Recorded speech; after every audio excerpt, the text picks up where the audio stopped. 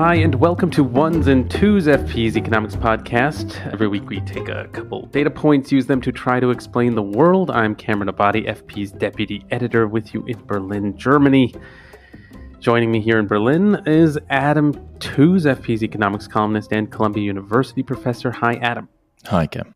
So, two segments, as usual, for you this week. The second half of the show, we're going to be talking about the city of Dortmund and the region, the Ruhr Valley region that it's a part of. Dortmund, of course, is featured in this coming weekend's Champions League final. That's the big soccer tournament finale. It's Dortmund, the plucky underdog, against Real Madrid. We thought we'd talk about the town of Dortmund. But first, another data point for you, and that is 720, which is the number of members of the European Parliament. That is the number of members that are slated to join the Parliament after this coming week's EU parliamentary elections, which are scheduled from June 6th to June 9th. Every member state depends on the size of its population. So Germany, the EU's most populist country, has 96 seats in the European Parliament. According to the rules, every EU country has to have at least 6 representatives. And populist right-wing parties are projected to make historic gains. So what has prompted this shift among voters, and what could it mean for the future of the European Union? There are two elections this year that can go horribly wrong, and the one is the European elections and then certainly the US elections, because what we are facing right now, if there is, for example, a surge of the far right, that the whole European project is basically going to be put in question. So 375 million Europeans are eligible voters, and they'll be voting across the continent for those members of parliament who then will take office and inform the composition of the EU Commission, which helps draft various laws for the continent and generally lead it as a bloc. So yeah, we thought we'd take a look at the economics of this institution and the coming election. And Adam, to start, I thought I would ask about the outgoing EU Parliament. I'm curious what the last EU Parliament and the associated Commission, what exactly did it accomplish? What will its major legacy be? Will it be the kind of European Green New Deal that's sometimes mentioned, the Next Gen Fund that is mentioned in the context of the pandemic? I mean, yeah, what is the ultimate legacy of this existing Parliament?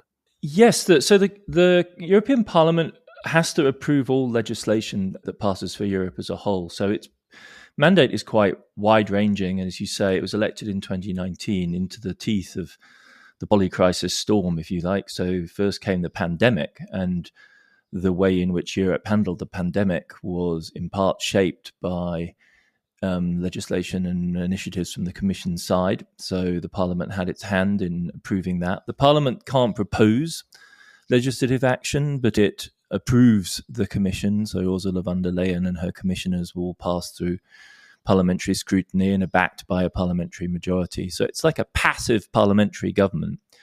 So it survived the pandemic. Next Gen EU was the great legislative act of 2020. And then I think the crucial thing is the war, and the Parliament has become a very important chamber in providing support for the surprisingly non-neutral position of the EU in Russia's invasion of Ukraine, and the surprisingly wholehearted backing that the EU has given to Ukraine. Surprising in light of the EU's previous track record with regard to the Ukraine. It was extraordinarily parsimonious offers from the EU, which precipitated the first crisis in Ukraine in 2013-2014. So yes, the Parliament has been very important in backing Brussels' strong stance. And then most recently, it also passed what in many ways was the most hard-won piece of European legislation, the most hard-won European agreement, which was the Compromise on Refugees, which for the first time creates a common responsibility on European states, not just the frontier states where the refugees first arrive, but on all members of the EU to share the burden of, if that's how you want to think about it, of providing a refuge and ultimately a new home to hundreds of thousands, indeed millions of refugees coming to Europe in the past and in the years to come. And so that's really, it's been a busy time. It's been a busy parliament. The Parliament has had these powers since 2009, and it's been a very significant legislature from that point of view. So then to turn to the current election and the stakes of the current election, it seems like a lot centers on the positioning of the center-right, so to speak. The center-right is at the heart of the current EU Commission, with its leader, EU Commission President Ursula von der Leyen, who's a member of the center-right CDU from Germany. She's sort of governing in coalition with a bunch of other centrist parties, including liberals and green parties. But it does seem like Europe's center-right in the European Parliament has moved further to the right in recent years and in preparation for this election, and may even be preparing to ally in certain ways with far-right parties like Giorgia Meloni's in Italy, as opposed to partnering with Greens and liberals. So, yeah, what could that portend for the next EU Parliament? Could it be really privileging policies of security and security cooperation and, combating migration and in various ways, rather than focusing on climate and a more general, agenda of deepening and federalizing Europe? Yes, this is one of the, you might say, paradoxical consequences of the EU becoming more democratic. She really does, the future president, anyone who wants to be president of the Commission, has to maneuver for parliamentary backing. Once upon a time, the great powers of Europe, the Germans, the French, as well as the Brits, the Italians, could kind of carve up the top jobs amongst each other. They still do that because the composition of the Commission is proposed by the governments assembled in the European Council. But they then have to get the approval of the Parliament, and without that, nothing goes. And the Parliament can actually dismiss the entire Commission if they find them to be inadequate or corrupt or failing in their duties.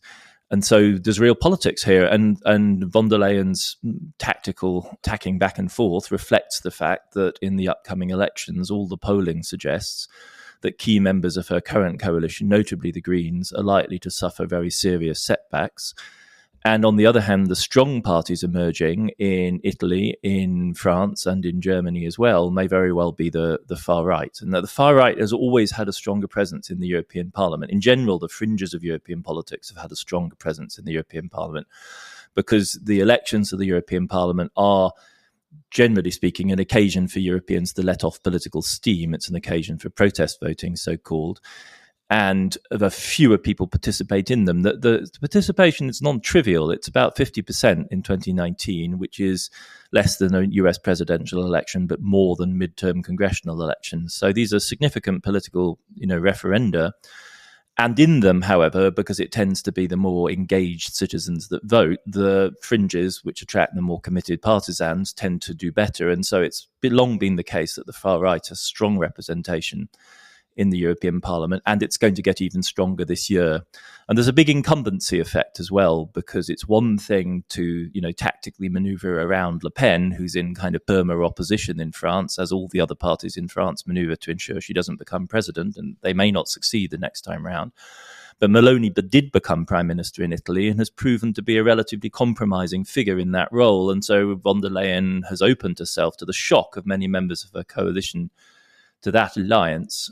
Even without that, and it's a pronounced tendency, we don't know how it's going to play out. And it may in the end cost von der Leyen her job. There's an open question, I think, as to how that's going to work out.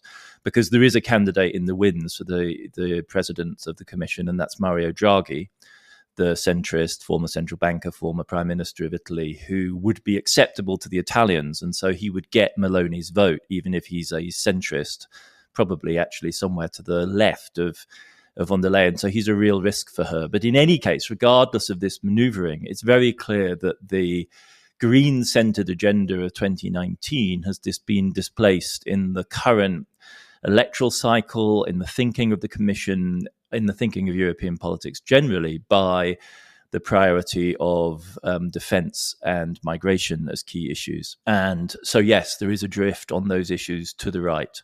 Across the spectrum, regardless of what happens. But it's in this sense, in the way that we're talking about this now, that the European Parliament really does reflect a pan-European politics of a kind. It has parties, it has agendas, it has personalities who are quite well known, and there is very serious manoeuvring going on both at the Brussels level and between national governments. Yeah, so campaigning obviously has very much been underway in recent weeks. And in walking around Berlin, one sees all kinds of posters up. And, it struck me that you can kind of abstract the main animating issues in the election by just kind of by looking at those posters. And, the issues that are kind of most foregrounded on both sides, across the parties, it seems are climate change among some parties on the one hand, and migration on the other. And again, even on migration, that you sort of seeing both sides, but the point is everyone is addressing it as a central issue. And it got me wondering, what is the kind of link between these two issues that have taken the foreground? I mean, is there a connection that goes beyond, a seeming empirical causal relationship? Obviously, climate change can cause migration, but I'm wondering if there's a kind of deeper link. And it struck me that there's on these posters almost a kind of eschatological framing of these issues. On the one hand, with migration, one hears talk of a threat of migration, the kind of great replacement theory on the one hand. On the other, with climate change, obviously there's fear of cascade effects that could kind of push climate change out of control. And so, I'm curious if there's any other kind of broader links that you see between these issues. Yeah, I think the smartest diagnosis, if listeners want to read up ahead of the elections, of the underlying groundswells of opinion in Europe right now is the polling done by the European Council of Foreign Relations that I'm attached to as a board member. And they did this remarkable stuff on crisis tribes. So they took the idea of polycrisis and said, well, everyone sees the world in different ways. And so what the European constituencies break down, they argued into 5 separate groups of worries, if you like. They could all see the whole picture, but various people prioritize migration, the economy, health, security, and the environment as key issues, climate as key issues. And what's really striking for both migration and the climate, the two that you picked out, is that amongst the partisans of those two issues, the saliency of those two issues is just predominant. So people who care about migration care about it even more and to a greater degree than those people who care about the economy, for instance.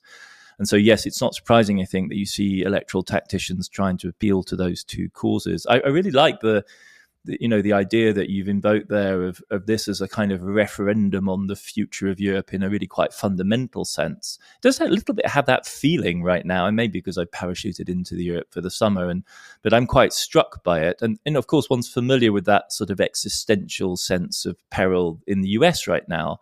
But in the US, it's very much centered on the republic, on American democracy, sort of.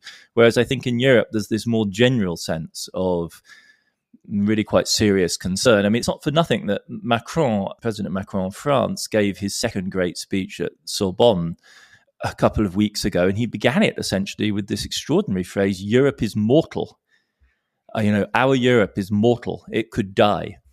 And I think that does speak. I mean, and he's generally considered to be the most centrist of, the radical centrist to end all radical centrists. And that's how he chose to dramatize Europe's situation. It's a little over the top, but it captures, I think, that sense that you're trying to get at of indeed, like a sense of rather grand stakes. And yet, at the same time, when dealing with the EU Parliament, it sometimes seems like the stakes can be quite low. And I'm thinking here in the sense of various kinds of corruption scandals that have erupted around the EU Parliament.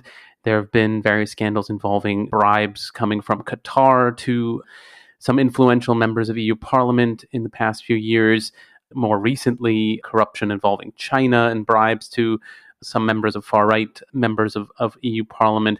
And this does seem to kind of almost be a perennial issue with the EU Parliament. And I'm, wondering, is that itself a reflection of the Parliament's relative lack of importance and power? As you mentioned, the Parliament can't actually even propose legislation. It can only approve it. It is a kind of almost seemingly, consultative body in various ways, with the real power residing with the members of the national governments that come together in these big kind of pomp and circumstance of their EU Council meetings. Is there a kind of associated lack of prestige with the EU Parliament that has almost kind of fed these corruption problems? I mean, maybe in just a more general terms, I'm curious, is there a Parliament that has less power than the EU's in a democratic context? Yeah, I mean, there's certainly a Euro trash element to the European Parliament and its business. I think it's definitely more House of Representatives than it is Senate. There's quite a lot of antics that go on and colourful characters, and indeed a certain amount of rather blatant corruption involving, envelopes of cash and hidden in people's bedrooms. And it does have this Euro trash kind of feel to it. Porn stars have been elected to the Parliament. It's a show. But on the other hand, you do have to ask why the Qataris and the Russians, most recently, there's been a bust just recently in the last 24 hours, I think, of the parliament by police investigating Russian influence on European Parliament staffers, I think, in that particular case. You've got to ask yourself why they would bother. And they bother because it is, in fact, a body worth influencing. Qatar was quite worried about European parliamentary sanctions in the course of the World Cup and wanted to stifle those. The Russians just want to cause a mess and realize that these elections are a sensitive place in which to cause a mess. The Chinese ditto, I think. There are big struggles that go on in the European Parliament over value statements, if you like, and members of the European Parliament have been sanctioned by China as a result, which for instance, blew up the last great act of Sino-European diplomacy, which was the Comprehensive Agreement on Investment that will be never ratified in Europe because members of the European Parliament are under sanction from the Chinese regime. So I take your point about it being, this sort of a little bit of a carnival, has this carnivalesque quality, but we really shouldn't underestimate its power. It's an extremely powerful negative voice. It can dismiss a European Commission. It can veto any new president of the Commission. It can veto any European legislation. It can launch investigations and inquiries. There have been several moments in recent years where it's really been touch and go as to whether or not they would get majorities for important legislation in the Parliament. And an awful lot of haggling goes on back and forth to secure those majorities in due course. The migration legislation, for instance, has taken years to actually find the majorities for. It's difficult to get ratification of trade treaties, both at the European level and the national level. It's a serious check in a complex system of checks and balances that has to be taken seriously. And it's certainly not a rubber stamp, because you're talking about Russia. Russia has a rubber stamp parliament. That's really a body that doesn't matter. And the European Parliament is not that kind of an entity. And the fact that it attracts the attention that it does now and that we're doing this show about it is, I think, indicative in itself of the way in which it's come somewhat more to the fore than anyone anticipated. No, that's all a very useful reminder. Obviously you're right. There wouldn't be bribes if there was no outcome, although it could also be perhaps that the price is relatively lower than in other parliaments, so to speak. Right.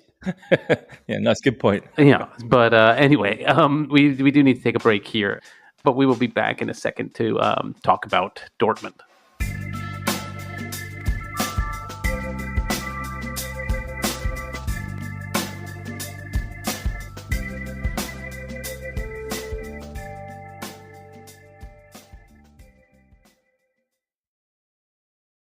Okay, we are back.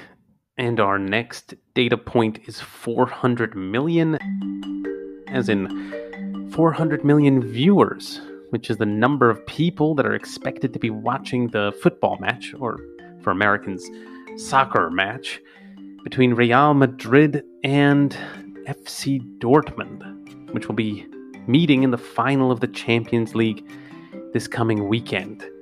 Real Madrid, of course, is the top team in Spain's capital, but for anyone out there wondering what Dortmund is, well, that is Germany's 9th largest city by population. It is also the largest city in the region known as the Ruhr Valley, which is Germany's traditional industrial heartland. The site of coal pits, steel manufacturers, that kind of thing. That's the traditional imaginary associated with the Ruhr region. So yeah, those facts kind of make Dortmund an important economic site, not just for Germany, but Europe as a whole. And in preparation for the big game, we thought we'd explore the economics of the entire Ruhr region, in addition to Dortmund itself. And Adam, I guess to start off, people outside of Germany, as I said, may not be familiar with Dortmund beyond the soccer team. So yeah, what exactly is the city's history? When did Dortmund become a significant city of national importance, or I guess even international importance for that matter. Yeah, maybe we should also just say a little bit more about the Champions League, because I know from chatting with American friends that people find this often a little puzzling. Okay, so people will be familiar with the World Cup and maybe with the European Championship. Those are national competitions.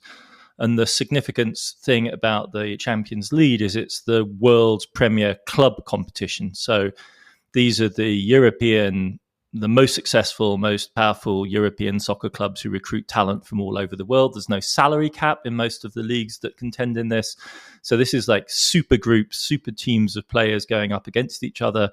And the sort of names that you would expect to be in the final are teams like Real Madrid or Bayern Munich or Liverpool or Chelsea or Manchester City or something like that. Once upon a time, Man United.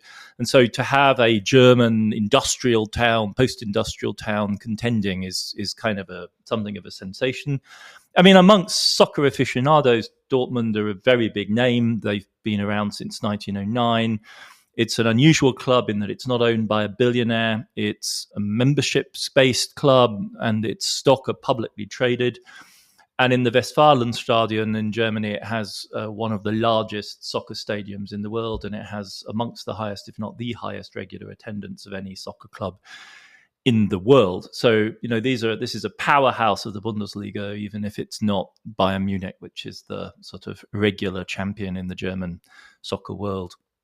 It's based in a tough industrial town. I mean, like most tough industrial places in Europe, this tough industrial place has a history that goes all the way back to the Middle Ages, if not before Emperor Barbarossa passed through. But it becomes the German equivalent, essentially, of a Pittsburgh or something like that. So Dortmund are like Pittsburgh Steelers, a major sports franchise coming from a tough industrial place. It really comes to the center of things in the mid-19th century in 1847, when a major railway route through Western Germany designates Dortmund as one of the great interchanges and one of the great hubs. It's also connected to the canal system that connects up the Ruhr. It's the home to Husch, one of the greats of the German steel-making world, along with Thyssen and Krupp, one of the key names. As such, it became one, if not the most bombed cities of Europe during World War II. It was singled out for a series of absolutely massive raids.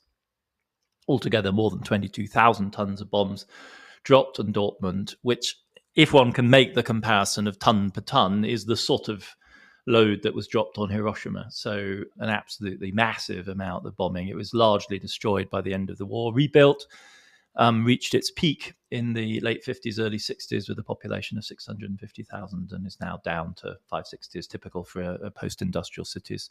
So it's that kind of a place. Husch, the big industrial name of the region, was still a major player in European steel through the 70s and 80s. It was the hub of a German-Dutch fusion, first of all. Carsten Rohwedder, the guy who ran the Treuhand, the agency that did the privatization of East German business and was assassinated by terrorist groups. He cut his teeth as CEO of Husch, and then Husch was the object of a hostile takeover by Krupp. So steel in Dortmund is now what's left of the Krupp empire in the region. It's that kind of a town, post-industrial, really coming into its own in the 19th century, reaching its peak in the mid-20th century, but a prosperous center of now engineering and public services. And also a close connection with soccer, as you mentioned. I've learned that it's the home of the German National Soccer Museum. So if anyone is ever passing through the town, it's right near the Hauptbahnhof, the train station. You can pop into the museum. I haven't been yet, but maybe my son will drag me there at some point soon.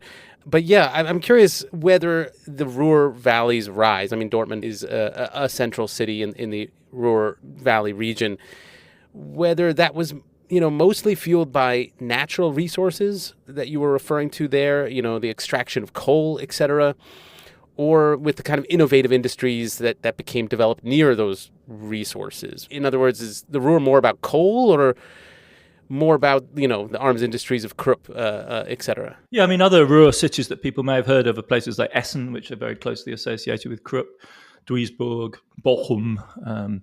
These are the kind of classic mining industrial towns of the German West. I mean, I think the crucial thing about raw materials, and this is a general point, and it applies to the United States as well, is that very rarely do they sort of, to quote, coin a phrase, grow on trees, right? They actually have to be developed, and it's that which generates the industrial growth. It's not the raw materials per se, but the investment necessary to extract them, to move them, to refine them, to develop them. And in the case of the Ruhr, large-scale coal mining really begins in the 18th century. And for that, you need transport. And at the time, that can only mean water. So the Ruhr starts with the building of canals and locks. Then people begin to build smelting furnaces close to the coal. And the Ruhr, not for nothing, becomes the first adopter of the new technology of steam that's coming out of Britain at the time. So the first steam engine is used for pumping mine water, as they were in Britain in 1801. Steamboats, dockyards follow in the 1820s, and the first railway steam engine locomotive was manufactured in the Ruhr in 1839.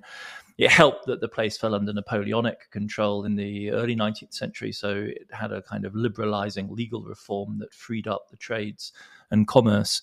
But typically in a region like this, the raw materials lead to technological and industrial development, which drives overall growth. Got it. I guess to shift to politics, I'm curious whether politically, does the post-industrialized Ruhr Valley now, does it kind of resemble the post-industrial territories of the United States? Is there a distinct shift in this German landscape to the hard right? Or, has social democratic identity, which was pretty deeply rooted in the Ruhr Valley, has that stayed more anchored there? I guess, are there new industries that this working class basis has stayed anchored to? I mean, I think the thing about the Ruhr is that it was never simply a socialist bastion, because it's in the west of Germany, so it's a Catholic region, and it's also a zone of really large-scale migration. So you'll find a lot of people with Polish names in the Ruhr, because, like Pennsylvania, the Ruhr attracted large numbers of Polish migrants to work in the coal mines and the steel industry.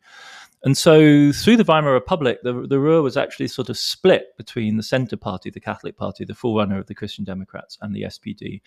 And it becomes an absolute bastion of social democracy really rather late in the day, and actually during the first phase of deindustrialization, which starts in the late 50s and early 60s with the end of the absolute dominance of the coal industry in the European energy sector. And it's really from that moment onwards that the SPD establishes a lock grip on the politics of the region, almost as a sort of defensive political bastion against the pressures of deindustrialization. So by way of the National Party and the regional hegemony of the SPD at the mayor's offices and in the state of North Rhine-Westphalia, but also through the trade unions, which after World War II were unified into single industrial trade unions, that you really see the emergence of social democratic dominance. And this continued, it reached its high point in the 60s and has declined ever since. Now the SPD, generally speaking, is the largest party in the region, except in bad elections, and scores between 20 and 30%, over 30% only in exceptionally good times. There has been the rise of the far-right AfD in the most deprived parts of North Rhine-Westphalia, and there are really seriously poor post-industrial towns which were steel towns where the steel plants shut down. And this begins in earnest in Germany in the 70s and rumbles all the way through the 90s and the early 2000s. But at the regional level, so far at least, the AfD is not the power in the west of Germany that it is in the truly blitzed economies of the eastern states. I mean, this for me also, raises the more general question about transitioning coal regions to a post-carbon future. I'm curious, using the example of the Ruhr Valley, I mean, is that a project that is mainly dictated by politics and kind of, sentimentality and nostalgia? I mean, when policymakers take on this kind of project, I mean, setting aside money for this kind of transition, do they know even what to do with the money that's being thrown towards regions like then the Ruhr or elsewhere in Germany or elsewhere in the West for that matter? It seems like the Ruhr has had a kind of transition, but has that been more organic, or is that really a result of government planning? Coal was once responsible for over 80% of Germany and Europe's energy needs in general, and the Ruhr coal is particularly good and important because it's suitable for coking, which means that it can be used in very high energy blast furnaces. And it reached its peak on just purely commercial and industrial grounds in the late 50s and has essentially declined slowly ever since, and then more rapidly in recent decades as coal has been phased out in power generation, electric power generation, that is.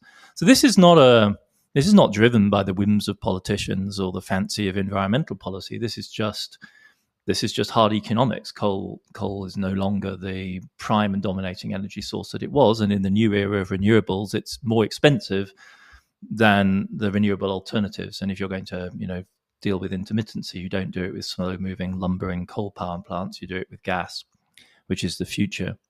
I think as far as the Ruhr is concerned, the project of the energy transition and decarbonisation generally has emerged as something as a boon, because the German steel industry, which was the second leg of heavy industry in the region, went into crisis in the 70s, first under the competition from Japan, and then massively under competition from China and India, and South Korea was a kind of intermediary step.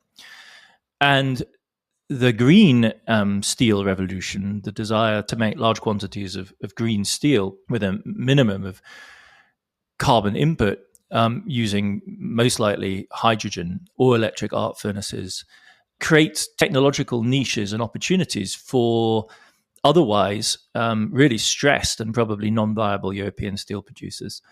And ThyssenKrupp, as it's now known, which is the last really big one of the classic Ruhr steel producers in Germany, is riding that for all it's worth. It's receiving very substantial subsidies, and it really offers it the chance to reinvent itself as a technological pioneer after struggling for decades to stay afloat as a even high-quality steel producer.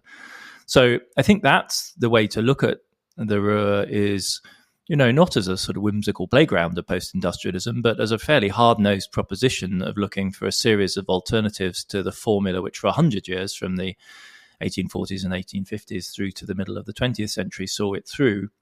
And like other heavy industrial regions, it's looking for alternatives. And its advantage compared to, say, the US is that the European push towards decarbonisation is more solidly founded in political terms. And so European steel producers, unlike, Wobertitus, US Steel, for instance, have a much more, I think, serious commitment to decarbonisation to feed off and support them in the search for new technological options. So finally, I wanted to, draw some attention to the way the Ruhr Valley was at the heart of the original EU project. I mean, the EU started as a European coal and steel community, with the coal and steel of the Ruhr Valley very much at the center of that project. And I'm curious whether the Ruhr Valley is still at the heart of the future of the EU. I mean, does Dortmund and the other cities in this area of Germany, do they still have an outsized role to play for Europe? And if they do, I mean, is that just because of Germany's political weight, which can, dictate attention to its parochial nostalgias in that way? Yeah, it's hard to exaggerate, I think, the symbolic and political significance of the Ruhr. I mean, now it really is kind of past its heyday as an industrial center. But from the Franco-Prussian War in 1870, 1871, where Krupp's steel cannons kind of made their entry into history, through to the 1950s, it was the absolute heart of what total war made, which was a deep interconnection between geopolitical power and industrialism. And being able to make high-quality steel in large quantities with the necessary coking coal was what gave Germany its heft and allowed it to punch way above its weight in global affairs and establish itself as a major center of modern militarism. And so after World War I, the Ruhr was under Allied supervision, and in 1923 it was actually occupied by the French army to force the French to deliver coal. And the core of the early phases of European integration, launched in May 1950 by the Schuman Plan, which is not a German but a French foreign minister, was the proposal to communize, if you like, the supply of high-quality German coal to all of European heavy industry, because everyone felt they needed to have heavy industry. They actually thought at the time that markets for steel would be limited, and so there'd be intense competitive pressure. And if the Germans could monopolize the supply of the best coal, then no one else would have a chance. And so to give everyone a chance of having a steel industry, they had to share the German coal at the same price. That's what it came down to, a kind of common European cartel for the common supply of German coal to all of French, Italian, Belgian, Dutch, German heavy industry. And so it was the absolute core of the European integration project, because it tied West Germany in, it limited industrial capacity which was core to armaments and militarism as it was understood before the nuclear age. And it was the absolute heart of the system. What actually happened in the 50s was kind of quite counter to that prediction. In other words, economic growth was so rapid that Europe had ended up importing steel from wherever it could get it. And the energy system transitioned away from coal, to an extent at least, which meant there was ample coal to go round. And so Europe ends up, after 57, being not about the coal and steel community, but about trade, about the common market, which is established by the Treaty of Rome in 57. So there's a myth around the coal of steel community that it is the founding element of European integration. In fact, it's one that's superseded and reflects a kind of earlier preconception. But it was completely central to the politics of European stabilization, really from the 1870s through to the 1950s. But no, it doesn't play that same role today. It's been superseded by the common market and then the common currency. And if there's a sectoral politics which came to define Europe rather perversely and ironically against the historical trend, even more than coal and steel, it's agriculture. And so, to a degree that's entirely perverse and counterproductive, the agricultural lobby, which is even really in some ways economically less significant than steel, dominates European politics rather than the politics of heavy industry. And I think one has to say that's a blessing. It's something of a surprise and a kind of worrying turn of events, you might say, for those people who aren't kind of hard hat Tonkatoi industrial policy enthusiasts, that we're back to a world in which steel really, really matters.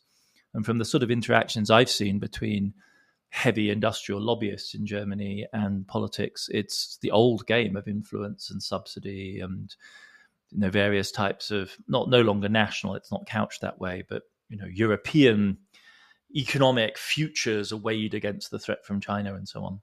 But yes, it was kind of a moment that, and it points backwards from the 1950s to the 1870s rather than forward from the 1950s deeper into the 20th century. All right, we're going to have to stop the conversation here for now, but as always, we'll be back next week with a couple new data points. Ones and Tooze is written and edited by me, Cameron Abadi, along with Adam Tooze. It's produced by Claudia Tatey, Laura Rossbrow-Tellem, Rob Sachs, and Dan Efron. This show is made possible through the support of foreign policy readers. If you're interested in news and analysis from around the world, consider subscribing. Listeners to Ones and Tooze even get a 15% discount. Just go to foreignpolicy.com/subscribe and use the promo code TOOZE at checkout. That's TOOZE. And listeners, as always, we love getting your feedback. You can leave voice messages on the Ones and Tooze homepage on foreignpolicy.com or email us, podcast@foreignpolicy.com, or you can tweet us. That's @OnesandTwozePod. Thanks very much for listening, and we'll be back in your feed next week.